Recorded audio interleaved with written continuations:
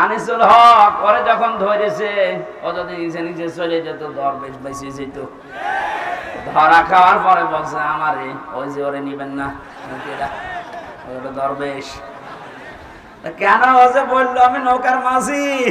কিসের মাঝি? ভালো করে তাকান সালমান। ওরা আশ্চর্য হয়ে গেছে যে মানুষ এত নিচে নামতে পারে। বাঁচার জন্য মানুষ দুনিয়ায় যদি এই করে তাহলে বোঝা যাচ্ছে দাড়িটা এটা নবীর সুন্নত হিসাবে রাখে না, এটা ধোঁকা দিয়ে বোকা বানানোর জন্য রেখেছিল। আল্লাহ বলেন কিয়ামতে সবচাইতে বড় আপন বন্ধু যারা, এই মানুষগুলো নিজেরা নিজেদেরকে পরিচয় দেবে না। ইউবাসসারুনাহুম, যখন তাদেরকে ওকে অন্যের দৃষ্টিগোচর করা হবে, সামনাসামনি যখন মানুষকে নিয়ে আসা হবে, মানুষগুলো সবচাইতে বড় বেঈমানি করবে যে না আমি চিনি না। আল্লাহ পাক বলেন ইয়াবাদুল মুজরিমু লাউ ইয়াফতাদি মিন আযাবি ইয়াউমিদিন বিবানি। এই কঠিন পরিস্থিতি যখন তৈরি হবে, এই মানুষটা নিজেকে বাঁচানোর জন্য ও যা আছে সব ফিদিয়া হিসাবে, জরিমানা হিসাবে দিতে রাজি হয়ে যাবে। আজকে দরবেশের কথা দেখেছেন যে আমারে ছেড়ে দেন, বাংলাদেশ আমি ঠিক করে দেব।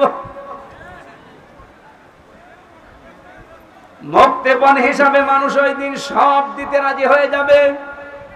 পৃথিবীতে যত আপনজন আছে তাদের নাম আল্লাহ সিরিয়াল আকারে কিছু দিয়েছেন, ওয়া সাহিবাতিহি ওয়া আখি। প্রথমে মানুষ তার স্ত্রী সন্তানকে বলবে আল্লাহ তুমি এগুলো নিয়ে যাও, আমার ভাইকে তুমি নাও।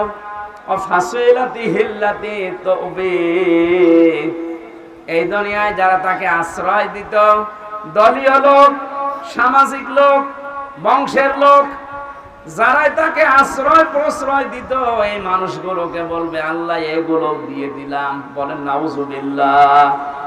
এই কথাকে আপনি 100 ভাগ বিশ্বাস করেন? বলেন। আমি আমার নিজের কথাই বলছি, আপনি নিজের সাথে এবার মিলাবেন। এই যে নিজের দলীয় লোকজন সব মানুষ দিতে চাইবে মুক্তিপণ হিসাবে। ওমান ফিল আরদি জামিআ, এমনকি দুনিয়ায় তার স্থাবর অস্থাবর যত সম্পদ ছিল সব আল্লাহকে বলবে আল্লাহ নিয়ে নেন। সুম্মা ইউনজি, এরপরও আমাকে আপনি নাজাত দেন, বাঁচান। মুক্তিপণ হিসাবে যেগুলোর নাম বললাম, নিজের স্ত্রী সন্তান, ভাই ভগ্গর, দলীয় লোক, দুনিয়ার সব স্থায়ী অস্থায়ী সম্পদ, ওর আর কিছু আছে, সব দিতে রাজি হবে। কোরআন বলছে এরপরও বলবে আমাকে বাঁচান, আমাকে ছেড়ে দেন। আল্লাহ পাকও জানিয়েছেন সঙ্গে সঙ্গে কাল্লা, কখনো না। ইন্নাহা লাযা, অবশ্যই আমি আল্লাহ তাকে জাহান্নামের লাজার দরজা দিয়ে প্রবেশ করাবো। জোরে বলেন নাউজুবিল্লাহ। আল্লাহ যদি গ্যারান্টি দেয় তার ভেতরে কোনো ফাঁক ফোকর থাকার কথা? উনি বলছেন না, কখনো না।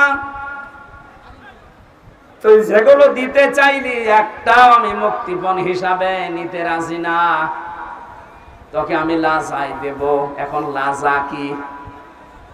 আমরা এখানে অনেকে এর আগে শুনেছি যে জাহান্নামের স্তর আল্লাহ বানিয়েছেন 7টা। কয়টা? বলেন বলেন। জান্নাতের স্তর কয়টা? 100টা। আমরা তাই 8টা জানি। কোরআনে কারীমের ভেতরে 100টার উপরে জান্নাতের স্তর আল্লাহ সাজিয়েছেন। এর ভেতরে জাহান্নামের স্তর যেহেতু 7টা, ধাপ 7টা, এক একটা ধাপের আলাদা আলাদা নাম আছে। 3 নাম্বার যে ধাপটা তার নাম লাযা। আল্লাহ বলেন এত ভয়ঙ্কর এটা, নাযাআতাল লিশাওয়া। এই জায়গায় প্রবেশ করানোর সঙ্গে সঙ্গে মানুষের চামড়া খসিয়ে ফেলবে। বলেন নাউজুবিল্লাহ। এই দরবেশের টাকার পরিমাণ দেখেছেন, শুধু ঋণ ছিল 36,000 কোটি টাকা। পদ্মা সেতু বানাতে 2 নাম্বারই করে লেগেছে মাত্র 32,000 কোটি। তার মানে ওর টাকা দিয়ে আরেকটা বানানো যাবে। এই আয়াতের সাথে 100 ভাগ মিলে গেছে। জামাআ ফাআওয়া, ওরা মাল সম্পদ জমা করে আর মনে করে এটা স্থায়ীভাবে আমার কাছে থাকবে, এ আর হাতছাড়া হবে না। আল্লাহ এমন ভাবে ধরেছেন, চোখ বন্ধ করার সময় দেয়নি।